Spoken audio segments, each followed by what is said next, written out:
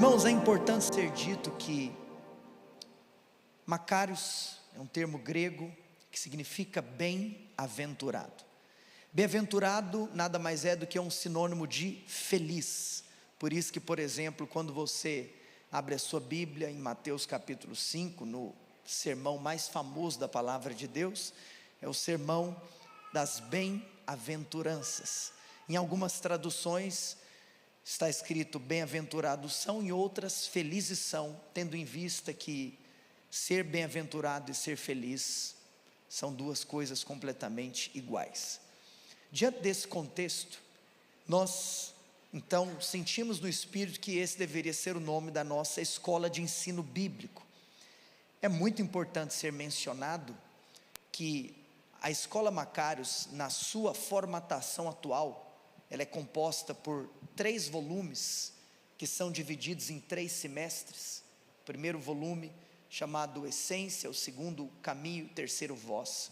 Não é, obviamente, um curso de teologia, embora nós ensinamos teologia, porque nós estudamos sobre Deus, mas não é um seminário.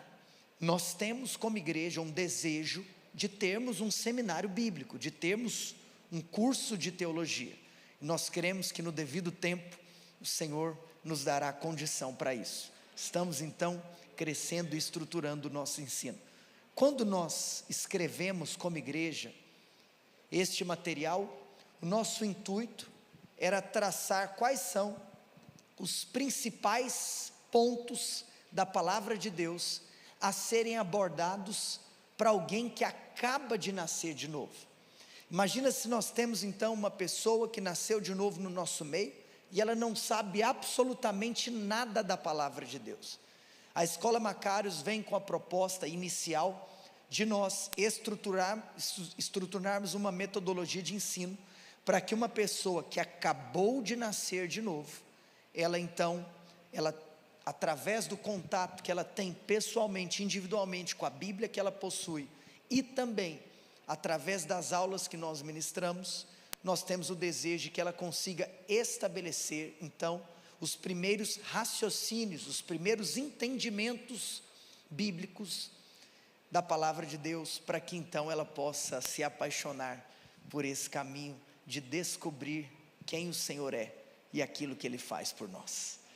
Mediante a esse cenário então de hoje, estarmos aqui celebrando os irmãos que galgaram esses 3 semestres, os irmãos sabem que inclusive aqui no nosso culto dominical, nós temos estudado um livro da Bíblia, um livro de Romanos. Hoje eu não quero então dar continuidade ao estudo, nós inclusive neste mês não teremos também o estudo na semana que vem, mas eu gostaria então de conversar com vocês um pouco sobre a importância de estudarmos a Bíblia Sagrada, amém? Então hoje a palavra vai ser um pouco diferente. Projeta para mim, por gentileza, a segunda carta de Paulo a Timóteo, seu fiel escudeiro, no capítulo 4, no verso 2. Esse é o único versículo que eu quero ler com você, nesta manhã. Inclusive eu faço questão de mencionar que hoje, no culto das 17 horas, nós receberemos um pastor amigo de fora, então nós teremos uma palavra diferente a esta que eu estarei ministrando aqui pela manhã.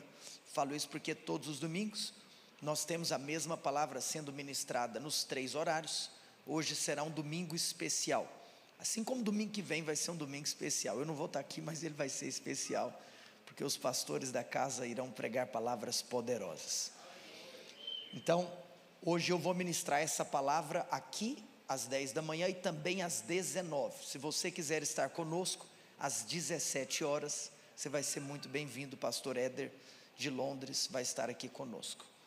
Amados, Paulo, ele escreve ao seu filho espiritual, ao seu principal discípulo na vida, não que os outros não fossem importantes, mas é muito lindo vermos a relação entre Paulo e Timóteo, e ele diz assim para Timóteo: Timóteo, meu filho, prega a palavra.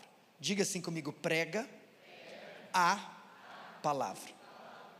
Sabe por que isso é importante? Porque isso já nos dá um primeiro princípio espiritual que nós podemos aprender. Você que vai se formar, levanta a mão para eu te ver. Glória a Deus por isso, meus parabéns. Você, quando estuda a palavra de Deus, quando lê a palavra de Deus, você se alimenta, porque a palavra de Deus é o nosso alimento. Além também de se alimentar, é muito importante ser dito que você, quanto mais estuda, mais se torna apto a ser alguém que transmite a palavra de Deus. E eu quero te contar uma coisa: o desejo de Deus é que você transmita a sua palavra. Você não precisa deixar de pregar a outros, simplesmente por temer que o seu conhecimento ele é pouco. Até porque a pregação para alguém que nunca ouviu falar do Senhor Jesus, ela também pode ser um testemunho, porque a palavra do Senhor diz que Ele nos fez testemunhas, ou seja, você contar aquilo que Ele fez na sua vida. Agora, o testemunho ele é limitado, porque o testemunho não é a própria palavra. O testemunho é você falar algo que possa ser instrumento para que o coração de alguém seja aberto, para que ele então conheça quem você conheceu. Vem comigo nesse raciocínio. Quando você testemunha o que Deus fez na sua vida, você vai estar sendo um instrumento para que aquela pessoa se abra, até para ter a experiência que você teve. Mas depois que ela está aberta, o que a gente faz? Depois que ela está aberta, nós pregamos o Evangelho. Portanto, o testemunho por si só, ele não é a pregação do Evangelho, ele é um instrumento para que a pessoa se abra, para que uma vez aberta, eu sempre gosto de dizer que primeiro, antes de se abrir para a mensagem, as pessoas se abrem para os mensageiros. Nós precisamos nos tornar os mensageiros que as pessoas serão abertas a nos ouvir, para que depois então nós preguemos o Evangelho, preguemos a palavra. Então, eu quero te contar uma coisa: nunca pense que para você testemunhar dele, para você falar dele, você precisa ser o suprassumo do conhecedor dos mistérios da teologia. Não, nós sempre compartilhamos aquilo que nós temos, nós sempre damos aquilo que antes nós recebemos. Então por que é poderoso nós estudarmos, tendo em vista que o fato de eu abrir a boca, não necessariamente precisa de que eu tenha um conhecimento X, porque se eu dou o que eu tenho, quer dizer que quanto mais eu tenho, mais eu vou poder dar. Então é por isso que eu quero ter mais, por quê? Porque eu quero dar mais, e nisso, então você que vai se formar e toda a igreja, nos traz para um ponto muito importante. Qual é? De que quando eu me alimento da palavra, eu estou comendo uma comida sólida para mim, mas eu também estou investindo no meu conhecimento, para que eu possa ser ainda um instrumento mais usado, porque se eu tenho mais, eu vou dar mais. E nesse contexto, eu quero te ensinar o primeiro princípio. A Escritura diz: prega a palavra. Eu pedi para você repetir. Por que eu pedi para você repetir isso? Porque hoje, infelizmente, muitas pessoas cometem um equívoco. Qual é o equívoco que algumas pessoas fazem? É que elas pregam sobre a palavra, e Deus não te chamou para pregar sobre a palavra, Deus te chamou para pregar a palavra. Existe uma diferença de você pregar a palavra e você pregar sobre a palavra.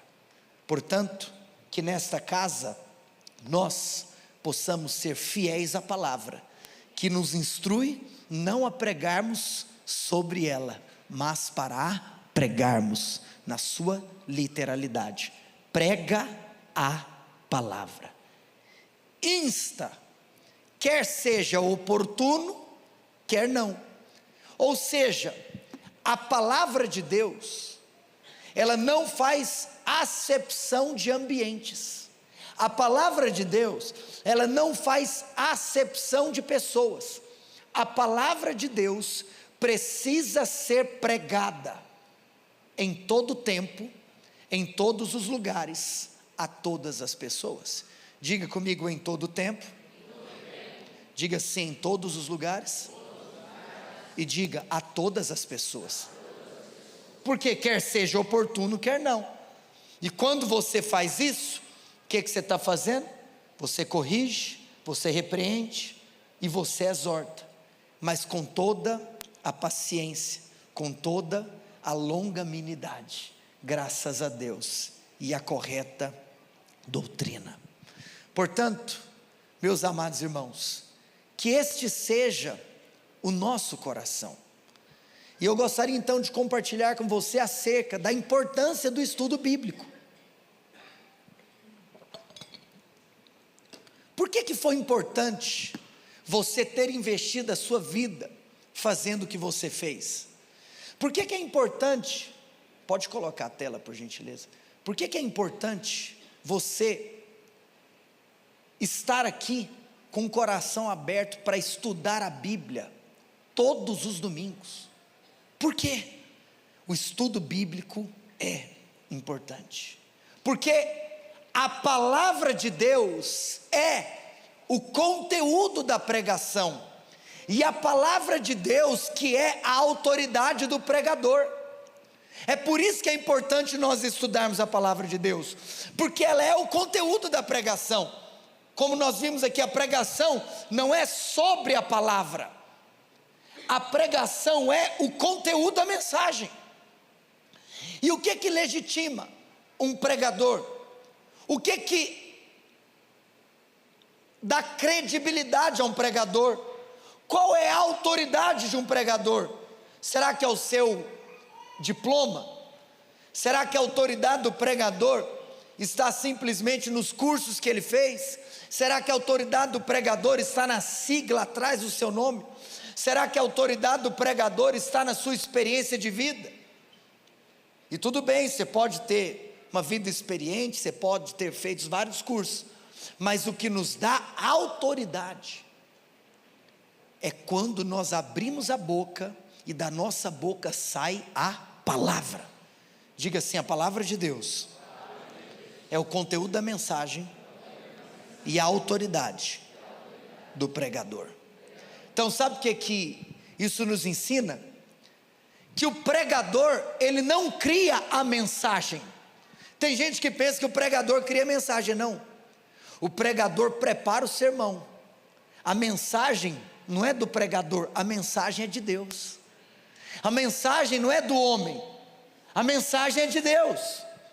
O nosso papel é falarmos a mensagem de Deus. Por isso que o texto é o próprio conteúdo da mensagem. Sabe o que é lindo? É que a Bíblia nos diz que a sua palavra não volta vazia. Agora, de quem é a palavra que não volta vazia? É a palavra do pregador que não volta vazia? Não, é a palavra de Deus que não volta vazia. O compromisso que Deus tem não é com o pregador, o compromisso que Deus tem é com a sua palavra. Portanto, o pregador tem que pregar a palavra. Sabe o que é poderoso? É que a palavra de Deus, ela é tão poderosa, que ela libera chamas do Espírito, e ela faz tremer o deserto, porque a palavra, ela é a espada de Deus em nossas mãos. Deus entregou para você uma espada, e Ele colocou essa espada em suas mãos. A espada que Deus compartilha conosco é a sua palavra. Espada nos remete a quê? A lutas. Ou seja, como que você vence as suas batalhas? Com a palavra. Quando Jesus foi dar início ao seu ministério, Ele passou por uma luta. Ele estava sendo tentado pelo diabo. Louco nós imaginarmos que Jesus foi tentado pelo diabo, mas é o que está escrito. E qual foi a arma que Jesus usou nessa peleja? A palavra. Porque a nossa luta é vencida quando nós usamos a palavra de Deus. Sabe o que é poderoso? É que a palavra de Deus, ela é um instrumento pelo qual Deus estabeleceu para que os seus eleitos viessem à salvação. Nós fomos salvos quando nós ouvimos a pregação do Evangelho, e nós cremos nessa pregação. A palavra é um instrumento que Deus estabeleceu para trazer os seus eleitos à salvação. Por quê? Porque como está escrito, a fé vem pelo ouvir. Ouvir de quê? O ouvir a quê? Ouvir a palavra de Deus. Quando nós ouvimos a palavra, fé é liberada no nosso coração. E foi assim que eu e você nos convertemos. Ou seja, é assim que a igreja cresce. Tem muita gente que quer discutir sobre crescimento da igreja na perspectiva de busca por métodos que possam fazê-la crescer, quando na realidade é o próprio Deus quem a faz crescer. E é engraçado porque, naturalmente falando, todo pastor, todo líder, todo crente fiel, ele deseja ver o crescimento da igreja, sim ou não? Agora, quando nós falamos de crescimento da igreja, nós precisamos nos lembrar que muitas vezes existem pessoas que possuem uma visão errada de crescimento. É como se nós pudéssemos falar que existem duas coisas que nós precisamos tomar cuidado para que nós não caiamos nelas. Em primeiro lugar, nós não podemos cair naquilo que nós poderíamos chamar de numerolatria. O que é a numerolatria? É a idolatria dos números. É quando você coloca os números acima de qualquer coisa, e o seu desejo então é ver crescimento a qualquer custo. Obviamente eu acredito que os irmãos saibam do significado da palavra pragmático. Você é pragmático quando você é prático e quer ir até o ponto importante. Mas eu vou te contar uma coisa, você sabia que no meio do cristianismo, no século 20, a igreja precisou de lutar contra a ideologia do pragmatismo, porque a ideologia do pragmatismo, ela pregava o seguinte: o importante é o resultado, não importa o meio. E nessa conversa de que o importante é o resultado, não importa o meio, muitos tentaram buscar um crescimento que não era por intermédio da pregação da palavra de Deus. E eu quero te contar uma coisa: pode ser que exista inchaço, que não necessariamente significa crescimento da igreja. Você sabe por quê? O tamanho dessa igreja não é determinado pelo número de pessoas que frequentam os nossos cultos, até porque o culto é um culto público, qualquer um pode entrar. E quem é a igreja? A igreja não é o conjunto de pessoas que todo domingo de manhã vai na rua 115, número 289 no setor sul. Essa não é a igreja. A igreja é a comunidade dos muitos filhos semelhantes a Jesus. A igreja é composta por aqueles que nasceram de novo. E talvez nem todo mundo que está aqui nasceu de novo. Eu não sei quem é a igreja. O Senhor sabe quem é a igreja. Então eu quero te contar uma coisa: nós adotarmos simplesmente práticas para que nós tenhamos poder para atrair pessoas, isso não quer dizer que a igreja está crescendo. Portanto, nós não podemos cair na numerolatria, nós não podemos cair na idolatria dos números, adotando então pragmatismo à nossa agenda, a fim de que nós transformemos então o culto em um balcão de serviço, que cada pessoa que vem aqui escolhe o que quer e a gente entrega o que você deseja, e aí você sai feliz e ainda comenta com outro: rapaz, lá é bom pra caramba, porque lá a gente pede e a gente recebe o que tem. Entende o que eu estou falando? Não, nós não podemos cair na numerolatria, nós seremos fiéis à palavra de Deus. Mas eu te pergunto, se nós formos fiéis à palavra de Deus, a pergunta é: existe no exercício da fidelidade, a minha pergunta para você é: existe fidelidade estéril?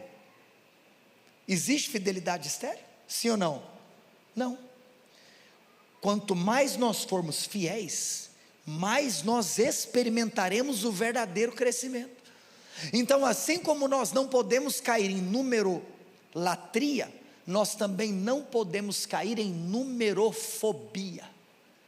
Porque por um lado, existem aqueles que idolatram os números. Por outro lado, existem aqueles que têm medo dos números, como se tivesse algo errado em si, em um número. Ou seja, nós nem apenas não temos medo do crescimento, como nós desejamos o crescimento, porque nós acreditamos que não existe fidelidade estéril. E muita gente quer justificar assim: olha, a nossa igreja não cresce, mas ela é fiel.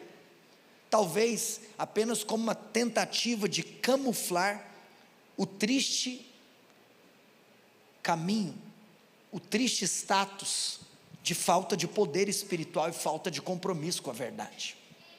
Você sabe por quê? Quando nós pensamos em qualidade e quantidade, se nós retornarmos ao livro de Atos, nós veremos algo. O nosso papel é trazermos qualidade, e aí é o próprio Deus quem nos dá quantidade.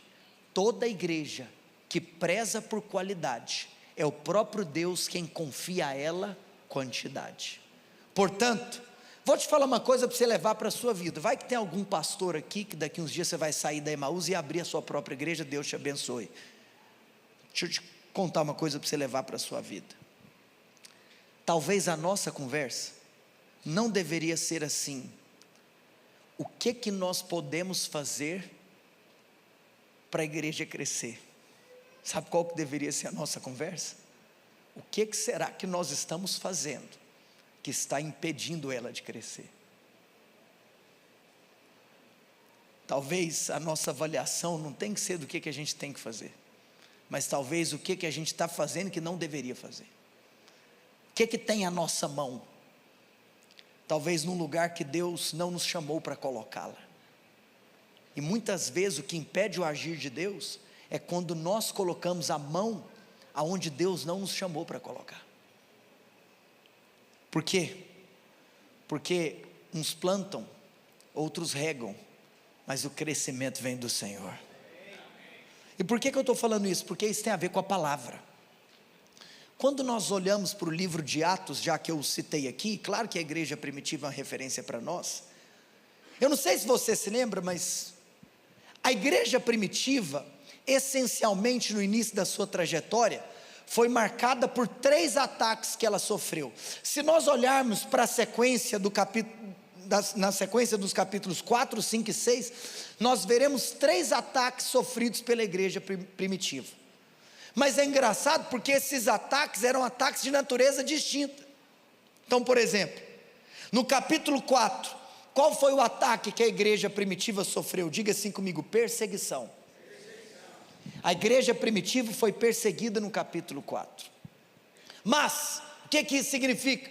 Que se ela estava sendo perseguida, quer dizer que o ataque estava vindo de fora para dentro.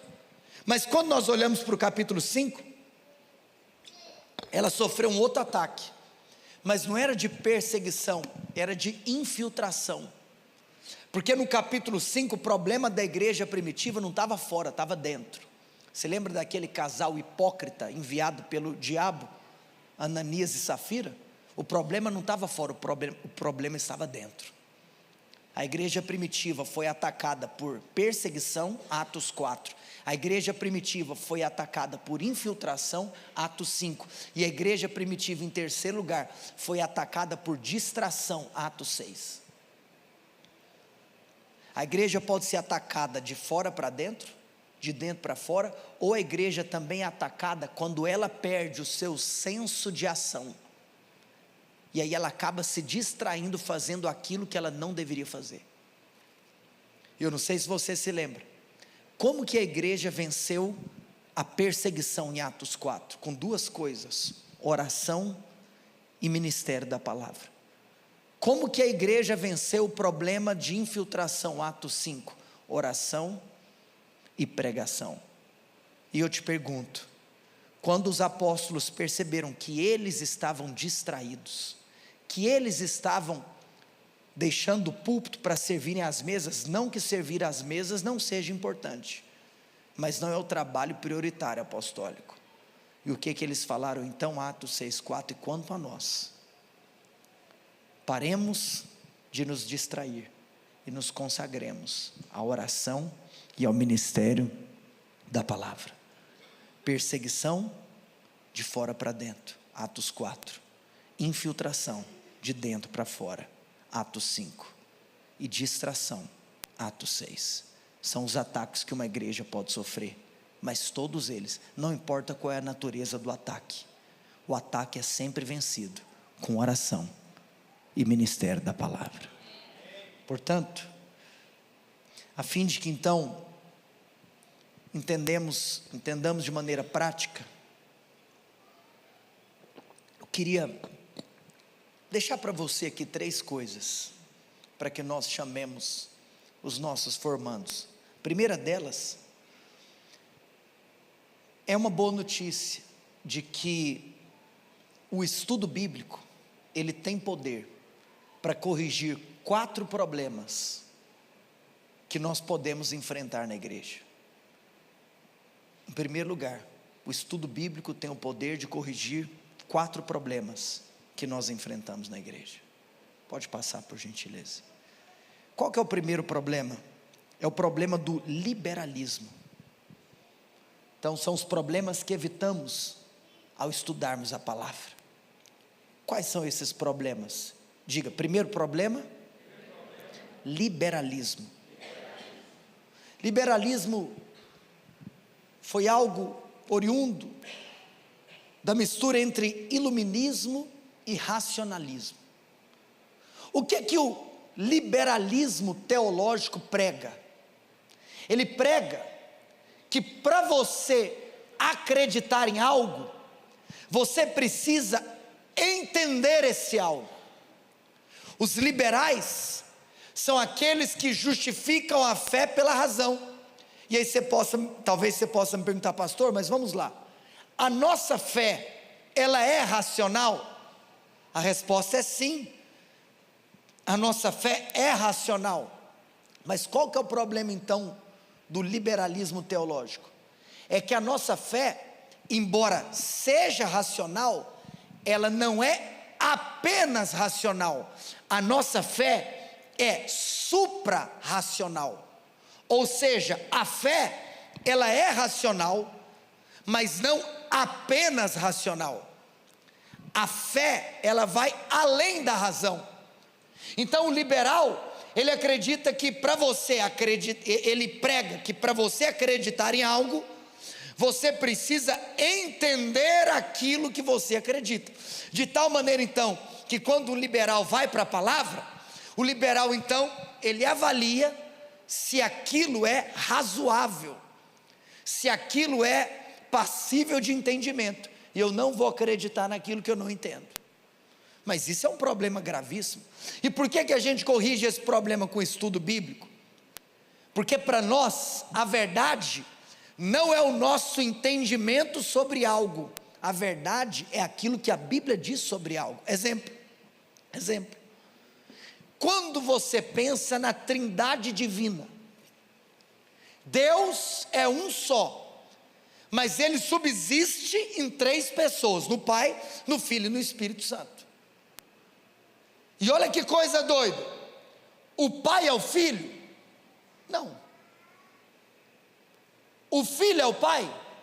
Não. E o Espírito? O Espírito não é nem o Filho nem o Pai. Como que Deus subsiste em 3 pessoas distintas e nós não somos politeístas? É um só Deus. Me explica isso. Eu te pergunto, tem como você explicar? Sim ou não? Não. A nossa mente é incapaz de entender ou explicar a Trindade. Isso quer dizer então que a doutrina da Trindade está errada? De jeito nenhum.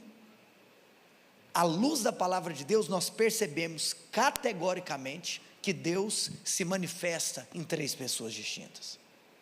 Outra coisa que a gente nunca vai dar conta de entender e conceber: o nosso Deus, Ele não é apenas grande, o nosso Deus, Ele é transcendente. Daí eu te pergunto, se Deus é transcendente, o que significa que o Criador, Ele é maior que todas as suas criaturas. Vem comigo nesse raciocínio, para a gente entender se a gente consegue explicá-lo.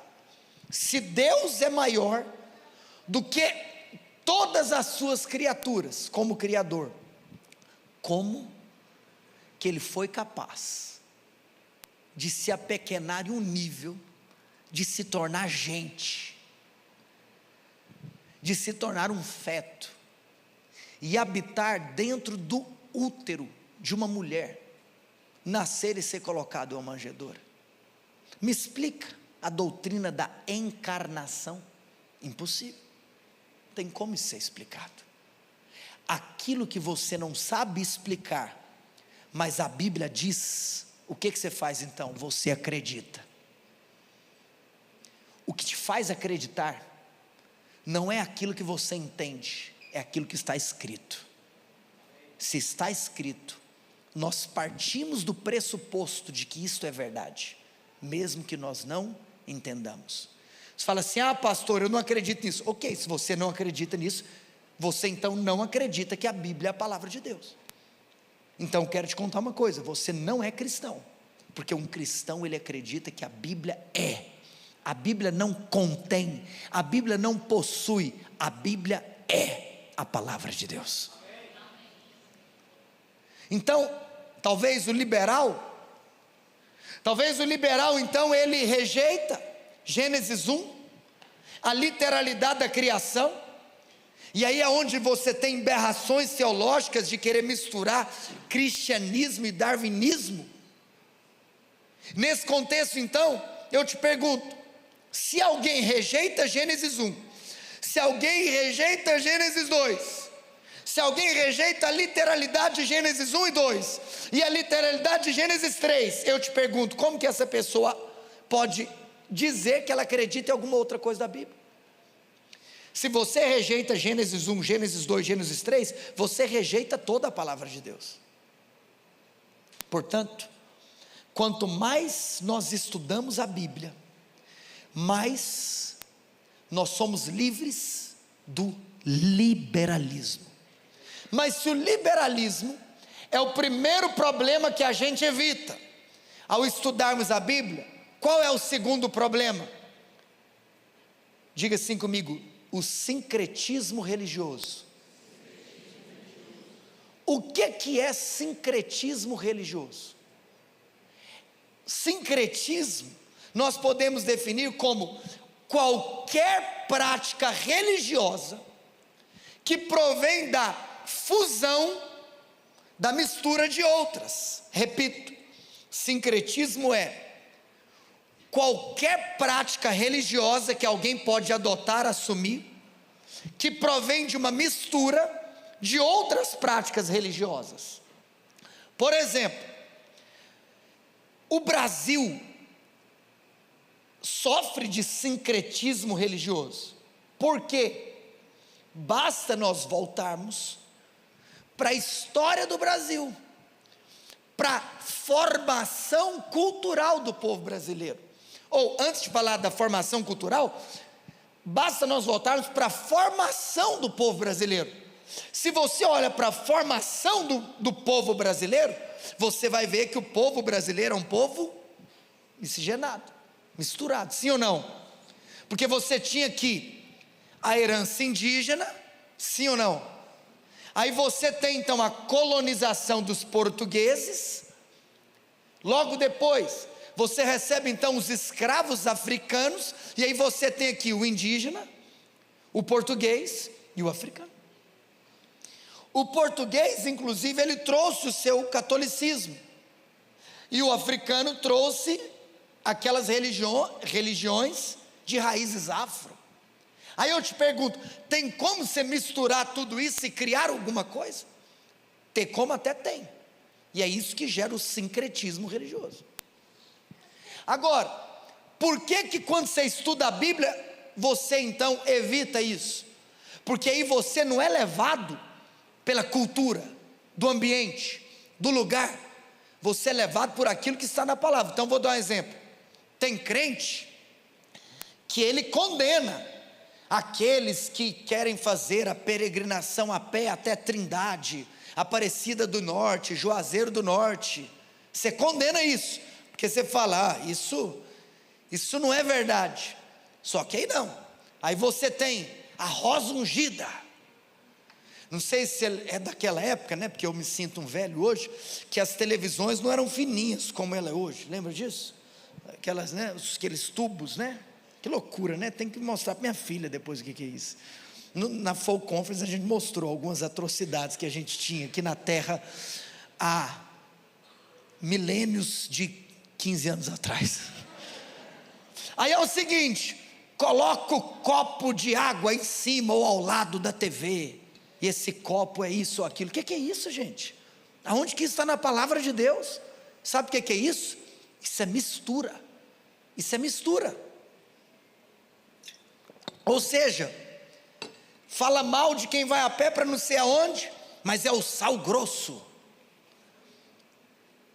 Toma cuidado. Toma cuidado. Sabe por quê? Porque a nossa fé está firmada na palavra.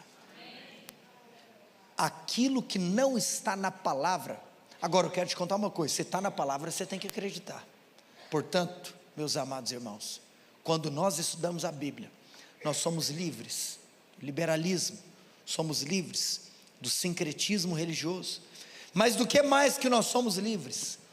Nós somos livres da ortodoxia morta. Irmãos, se o seu estudo é verdadeiro, se o seu estudo é sincero, sabe o que isso vai gerar? Um incêndio no seu coração. Não tem como você não ser cheio do Espírito, se você for um homem cheio da palavra de Deus. Quanto mais cheios da palavra nós somos, mais uma chama começa a arder no nosso coração. E eu quero te contar uma coisa, sabe qual talvez pode ser um problema frequente em muitos lugares? Não é a presença de heresia no púlpito. Eu quero te contar uma coisa, a saúde da nossa igreja, ela não é apenas determinada pela presença ou ausência de heresias no púlpito. Não, essa igreja ela é completamente saudável, porque ela não prega heresia. Eu quero te falar uma coisa, ela não pregar heresia, ela está de parabéns, ela só está fazendo mais do que obrigação. Mas a questão é, e o quanto dessa palavra nós manifestamos lá fora? E o quanto dessa palavra nós expressamos lá fora? Isso denuncia a saúde. Sabe por quê, irmãos? Porque ortodoxia morta mata. Sabe o que eu estava me lembrando? Eliseu virou para Geazi, falou: Geazi, pega o bordão. E o que Eliseu pediu para Geazi fazer? Vai lá orar com o menino morto. Geazi pegou o bordão e foi orar com o menino morto. Eu te pergunto, o que aconteceu com o menino morto depois que Geazi, com o bordão profético na mão, orou por ele? O que aconteceu? Nada. Sabe por quê? Porque o problema não estava com o bordão, o problema estava com quem o carregava. O que a viúva de Sarepta disse para Elias? Elias, eu sei que na sua boca a palavra de Deus é verdade. Um dia eu estava ouvindo o reverendo Hernandes Dias Lopes falar: a única coisa que eu tenho temor é da palavra de Deus não ser verdade na minha boca. Que o Senhor nos livre de uma ortodoxia morta, de uma teologia morta. Sabe por quê? Uma coisa você estudou, e aí agora você tem para compartilhar, glória a Deus por isso. Aí agora você vai compartilhar aquilo que você aprendeu. Mas eu quero te contar uma coisa. A verdade é que uma coisa é você proferir a palavra de Deus, outra coisa é você ser boca de Deus. Uma coisa é falar, outra coisa é ser a boca de Deus, falando a palavra. Quando nós começamos aqui a igreja, um irmão muito precioso, ele não está mais em nosso meio, ele me deu, um dia ele me presenteou com um livro sobre oração, daquele metodista piedoso do século XIX, E.M. Bounds. Naquele livro eu tive contato com aquela célebre afirmação de que Deus ele não está à procura de melhores métodos. Deus está à procura de melhores pessoas. Porque Deus não unge métodos, Deus unge pessoas. Que o Senhor tenha misericórdia de nós, e que nós possamos ser homens cheios da palavra, mas cheios do fogo do teu Espírito. Que nós possamos aprender a depender de Deus. Essa palavra ela tem que ser pregada com fidelidade, mas ela também tem que ser pregada com a virtude do Espírito Santo. Porque se o púlpito pegar fogo, os bancos também pegarão fogo. Em último lugar, o último problema que a gente evita quando a gente estuda a palavra, além do liberalismo, além do sincretismo religioso e além da ortodoxia morta, é a superficialidade. Sabe por quê? Porque sem estudo da palavra, às vezes você está pregando e você está servindo uma sopa rala para as pessoas. E eu quero te contar uma coisa. Escutei uma frase um dia, em um contexto de uma reunião de pastores, onde nós estávamos recebendo alertas, para que tivéssemos então um ministério bem sucedido, de acordo com aquilo que Deus espera de nós. E uma pessoa disse: saiba de algo, ovelhas famintas são ovelhas suscetíveis aos lobos. Uma ovelha não pode ser uma ovelha faminta, a ovelha tem que ser alimentada. E quando nós estudamos a palavra, nós então tiramos o povo da superficialidade. Quando nós, estudamos a palavra, nós deixamos de sermos superficiais. Quando nós ensinamos a palavra, nós também estamos livrando as pessoas de serem superficiais. É triste quando uma comunidade, por exemplo, acha que um bom pastor é aquele que tem que tomar 10 cafezinhos todo dia com todos os irmãozinhos, e chega domingo ele prega o que ele quiser. É porque tem gente que acha que se um pastor ficar a semana inteira estudando, ele não está trabalhando. Porque a ideia aqui no Brasil as pessoas têm de um bom pastor é o que sai para tomar café com os outros e prega qualquer coisa. Quero te contar que essa não é a verdade. Eu quero te contar que nós temos a responsabilidade de trazer alimento sólido. E esse alimento sólido, eu vou te contar, muitas vezes você quer tomar cafezinho, sabe por quê? Porque você não vai para a palavra, porque tem preguiça. É mais fácil fazer pergunta. Hoje em dia, agora criaram até um chat para você conversar com ele. Por isso que Paulo fala que aqueles que ensinam essa palavra são dignos de dobrados honorários. Amém? Portanto, meus irmãos, nós então evitamos esses problemas.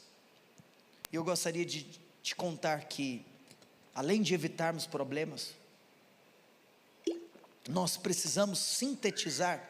Talvez essa é uma frase que você já me ouviu falar aqui várias vezes. Nós precisamos de sintetizar o estudo bíblico em 3 verbos. Esses 3 verbos precisam nos acompanhar na nossa trajetória. Diga assim: ler, explicar e aplicar. Esse é o nosso papel no estudo bíblico.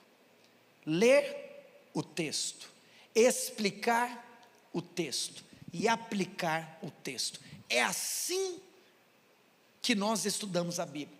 Por que que aqui nós temos um hábito de nos colocarmos de pé quando nós vamos ler o texto? É apenas como uma postura de entendermos algo. Espera aqui, se eu vou ler o texto, a palavra começou. E eu sempre digo aqui que é o momento mais importante da pregação, porque é o próprio Deus quem está falando. Mas, ou seja, em primeiro lugar, você não tem como estudar a Bíblia se você não ler o texto. Agora, o que é bonito? É que depois de ler, depois da leitura, nós temos que entrar na explicação. E sabe por que isso é lindo, meus irmãos? Porque muitas vezes as pepitas de ouro não estão na superficialidade, pelo contrário, estão na profundidade. Então nós precisamos de cavar para tirar tudo aquilo que o texto tem a nos dizer. Estava ouvindo o pastor Luciano Subirá esse final de semana, e ele falou algo muito interessante. Ele disse que um dia ele virou para o pai dele, e ele falou assim: pai, eu ouvi falar que tem um tal de segundo Adão. Quem que é o segundo Adão? Porque, né, Adão, é o primeiro Adão. Quem que é esse segundo Adão? E aí o pai dele virou para ele e falou assim: aonde você viu isso? Ah, está lá em tal lugar. Então, abra a Bíblia, leia o texto. Aí o pai dele virou para ele e falou assim: agora, começa a conversar com o texto. Em outras palavras, para você é mais fácil você me perguntar e eu te responder, mas vai até o texto. E aí o pastor Luciano Subirá estava contando que ele descobriu quem era o segundo Adão conversando com o texto. Sabe por quê? Porque todas as vezes que nós nos deparamos com o texto, nós precisamos de perguntar algumas coisas ao texto. Quem escreveu? Quando escreveu? Para quem escreveu? Por que escreveu? E quando você começa a fazer essas perguntas, o texto começa a responder coisas que ampliam a nossa capacidade de extrair as pérolas nele contidas. E depois, em último lugar, nós entramos então nesse contexto de nós sintetizarmos o estudo, depois da leitura, depois da explicação, a aplicação. Porque é quando nós cumprimos aquilo que John Stott nos ensina, que eu também cito muito aqui em seu livro Entre Dois Mundos, que o papel do expositor bíblico é você unir o texto antigo ao ouvinte contemporâneo. Eu quero te contar uma coisa. Você sabe qual é a frase mais poderosa que pode sair da boca de um pregador? Um pregador pode falar muita coisa, mas você sabe o que há de mais poderoso que pode ser falado por um pregador? Sabe qual é a frase? Assim diz o Senhor. Quando um pregador diz assim diz o Senhor, ele está falando aquilo de mais poderoso e importante que ele poderia ter falado. Sabe qual que é o problema? É que muitas vezes as heresias nascem na aplicação. Daí tem muita gente abençoando que Deus nunca abençoou, amaldiçoando que Deus nunca amaldiçoou. Que o Senhor nos dê temor para aplicarmos a palavra de Deus, e para que essa palavra de Deus seja verdade em nossa boca. O estudo bíblico muitas vezes ele é negligenciado, mas eu quero finalizar te contando, todo o time de adoração pode vir, quais são as vantagens de nós estudarmos a Bíblia. Qual é a vantagem? Então, quais são os problemas que nós evitamos ao estudar a Bíblia? Diga assim comigo: liberalismo, o sincretismo religioso, a ortodoxia morta e a superficialidade. Amém? Número 2, como nós sintetizamos um estudo bíblico? Diga assim, 3 verbos. Diga assim: ler, explicar e aplicar. Amém por isso? Você lê o texto, você conversa com o texto, depois você aplica o texto para a sua vida. Amém? Eu te pergunto, qual que é a vantagem em estudar a Bíblia?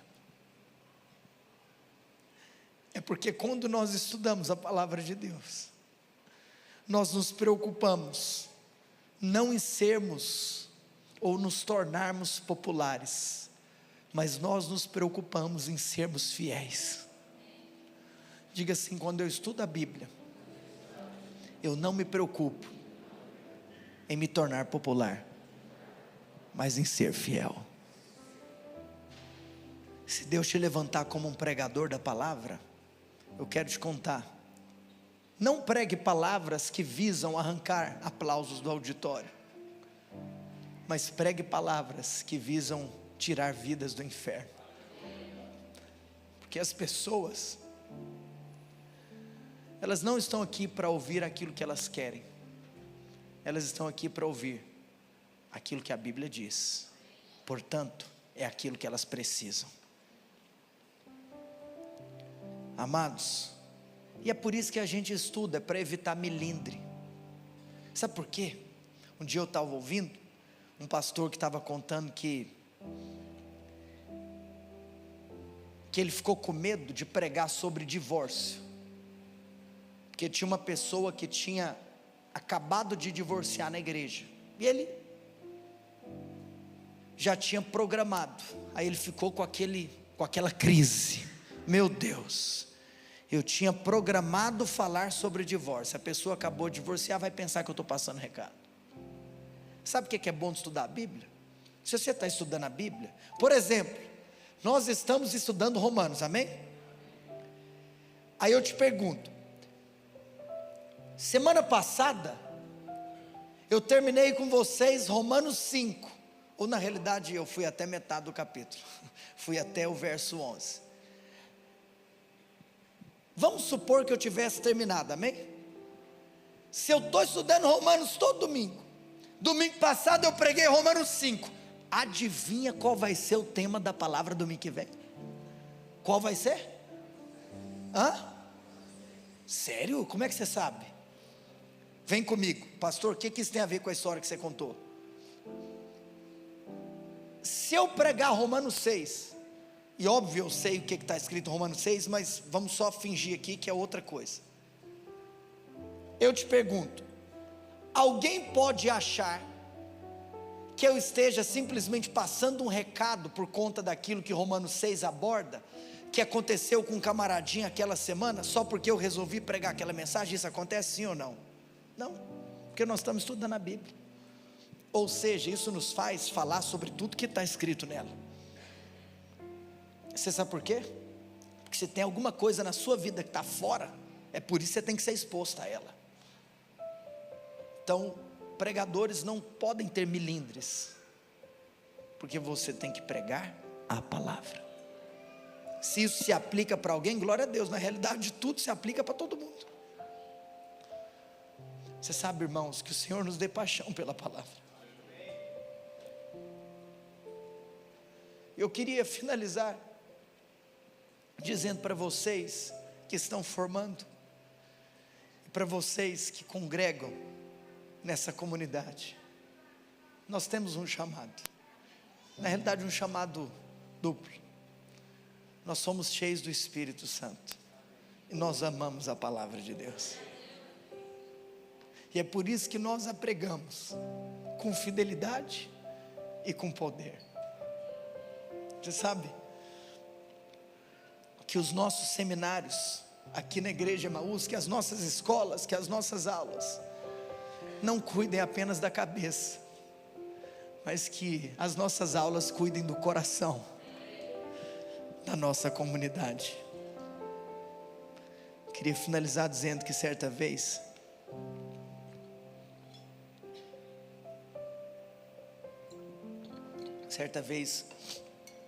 um grande pregador estava muito inquieto, triste, porque as pessoas não iam ouvi-lo, e os cultos estavam vazios, e ninguém ia para ouvir suas pregações. E ele então se encontra com um dos atores de teatros mais famosos da sua cidade. E quando aquele pregador se encontrou então com aquele ator famoso, e que todas as vezes que ele apresentava as suas peças, os teatros estavam lotados para assisti-las, ele virou para ele e perguntou assim: eu não entendo, porque eu prego uma verdade e o auditório está vazio, você prega uma fábula e o auditório fica cheio. Por quê? Ele estava indignado. O ator de teatro virou para ele e falou assim: sabe qual que é o seu problema? É que você não entendeu que eu prego a minha fábula como se ela fosse uma verdade, e você prega a sua verdade como se ela fosse uma fábula. No século XVIII, um dia, nas ruas de Londres, encontraram com David Hume, que era o patrono dos agnósticos, e perguntaram para ele: aonde você vai correndo assim tão rápido? Ele falou assim: Eu estou indo lá escutar George Whitefield pregar. Mas ele era agnóstico, viraram para ele e falaram assim: mas como você vai lá escutar George Whitefield pregar, se você nem acredita no que ele acredita? Se você não acredita nisso, por que você está indo escutar ele com tanto entusiasmo? Ele falou assim: eu estou indo escutá-lo, não é porque eu acredito, é porque eu estou indo escutar um homem que prega o que ele acredita. Quero te contar uma coisa: seja alguém que pregue aquilo que você acredita, isso vai ter realidade. John Wesley, dando aula para os seus 100 alunos seminaristas, um dia, no meio da escola Macários da igreja metodista, estou brincando, vocês entendem? Wesley vira para os seus alunos e fala: olha, meus filhos, ou vocês coloquem fogo nesse sermão, ou nós vamos tacar esse sermão de vocês no fogo. Que o Senhor possa levantar aqui uma geração que ama a palavra de Deus, uma geração fiel à palavra, mas uma geração que tem o seu coração ardendo, porque antes de sermos Escola Macários, nós somos Igreja Emaús, um lugar onde nós partimos o pão, e ao explanarmos a palavra, os nossos olhos são abertos, mas o nosso coração queima. Fica de pé onde você está.